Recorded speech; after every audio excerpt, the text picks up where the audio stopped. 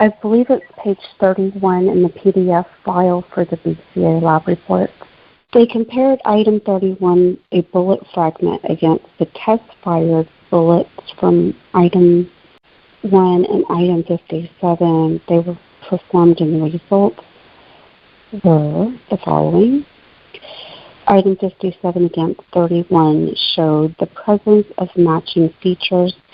This means item 1 fired 31. The bullet fragment that is item 31, it was found over towards the window. There's a casing that was found there also. That's closer to where David would have been, I think. That makes me think they're not 100% sure this came from the same gun. And how can they be if they found it 1 month later? They shouldn't be. So. That's the impression that I'm getting also. I'm looking at the photos. It would be item 30 would have been the casing that they found over by the window.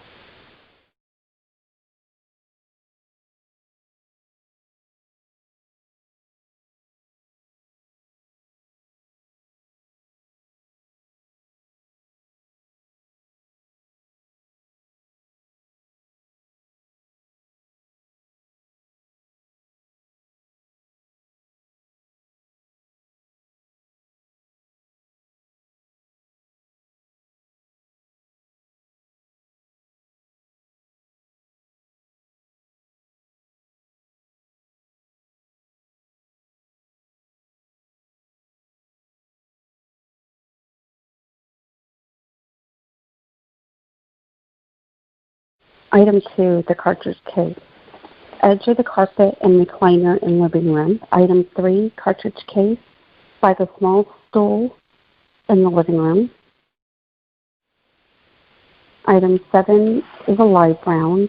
It is on the rug by hair clumps and torn Quran pages.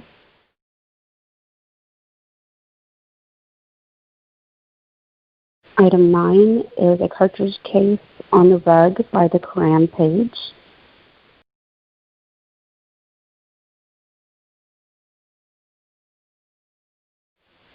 Item 30 is a cartridge case under the bookcase by the big window. The bullet fragment was item 31 by the bookcase, blue yoga mat by big window. Item 36 is a cartridge case by torn Quran pages by the couch on the rug. Item 37, cartridge case by the corner of the rug by couch and by the pink Surface Pro. Then the bullet 42, 43, and 44 near Camille on rug. Item 45 was a bullet and basement wall. Bullet 53 is the one that fell out of the rug after the cleaners moved the rug. And then 57 is the attic bullet. It doesn't make sense that they would say, okay, we found 2, 3, 9, 30, 36, and 37 on the 17th, but we didn't find the 6 bullets that matched it. But somehow they missed 53 and 57 that first day, too. If they You're right, they missed 50 on that day.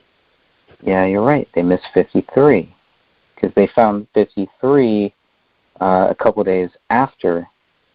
Mm-hmm. They found 53 on January 19th, 2015. So they missed 2 bullets when they left the house. Mm-hmm. Because anything that they found after that day, they give it a higher number. For instance, 53 was found a few days later. I wonder what 54, 55, and 56 are now, too. 54 is classified as CD with images. And then after that it says item 28/1.1. They weren't even expecting 53 through 57. Or 57. Yeah. I'm sorry, you said 54, 55, and 56? 54 is images. 55 A CD with questioned handwriting. 56 is with footprints, and it's more images. 57 is the bullet in the attic. They were not expecting to find any of that. No, they weren't. These are things that were brought to their attention. Yeah, or else they would have never known about it. Mhm. Yep. Which gives you a headache. Because I mean, come on, okay, things outside of the house, like an extra journal, whatever, other stuff later, yeah, but anything in the house, man, you guys should not have missed anything inside of that house, period. I think it's a known fact that there's no blood, no flesh, nothing. None of Kamel's blood or flesh were found on the daughter, and vice versa. Not a single sample that was DNA tested had David or Rainey's blood in it. It would be interesting to see if the rest of the blood that was taken, that they took samples of, even comes back with their DNA on it. I mean, how is it possible that 3 people were brutally shot in a house, but there's no mixtures of their blood? That just can't be. They can't all die in the same room at the same time. You can't have the mother and daughter die in the same room at the same time. It just doesn't add up. That part just does not add up. Tommy Booth had gone through and had picked the items that should have been tested. The rest were then being held at the BCA lab. These were random tests. So the odds of David and Rainey's blood not being found is just, I mean, it just leaves you thinking, how is that even possible? It is almost like, and this is just an assumption, to me, it seems like David and Rainey were killed someplace else, brought back, and then Kamel was killed there. And that's the only explanation for why just her blood is found. But like I said, it's an assumption. I am not saying that as a fact. Right. Because I don't have the actual proof besides DNA.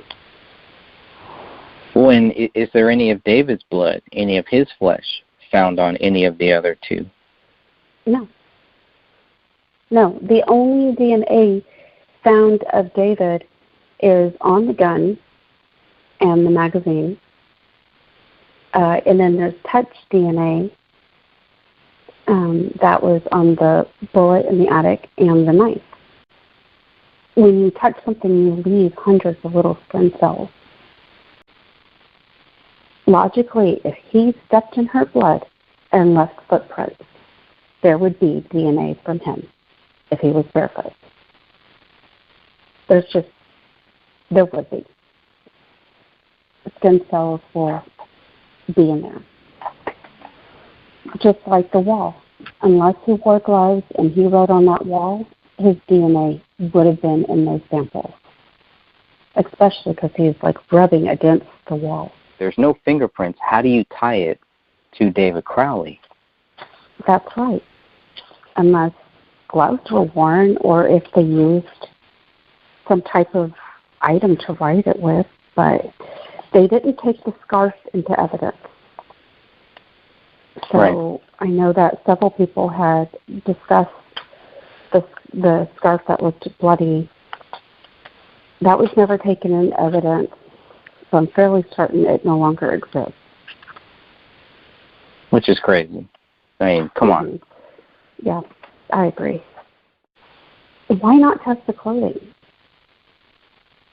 Just to rule out any other intruder or anything like that. I mean, just think of the evidence that could be on there.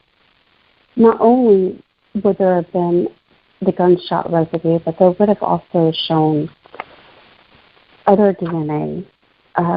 Several of the tests, I believe it was 7 tests, came back with mixed DNA of 2 to 3 more people. Yet, we don't know if that was contaminated. We don't know if that could have been DNA left by whoever committed the murders. Right. We don't know what to think. But if we would have had the clothing at least tested, we could find out if there was signs of the killer on there, anything. I mean, there's just so much more information. But it's very frustrating. Yeah, I can definitely see that. The more that we look at this, the more we see there's nothing that ties David Crowley to any of this. Why would they think that David Crowley would have written this on the wall in his wife's blood?